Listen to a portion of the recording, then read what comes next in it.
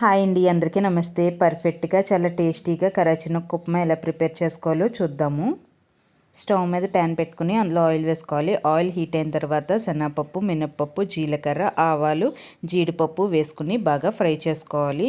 ఇవి ఫ్రై అయిన తర్వాత ఇందులో చిన్న ముక్కల కింద కట్ చేసుకున్న పచ్చిమిరపకాయలు, అల్లం ముక్కలు, ఉల్లిపాయలు, అలాగే కొన్ని కరివేపాకు రొబ్బలు వేసుకుని బాగా ఫ్రై చేసుకోవాలి.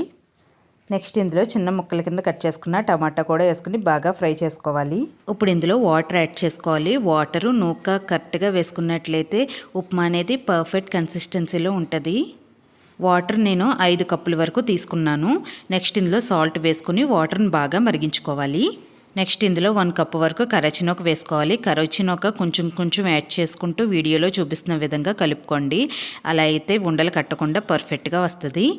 లాస్ట్లో 1 టేబుల్ స్పూన్ నెయ్యి, కొత్తిమీర యాడ్ చేసుకోండి. చాలా టేస్టీగా ఉంటుంది.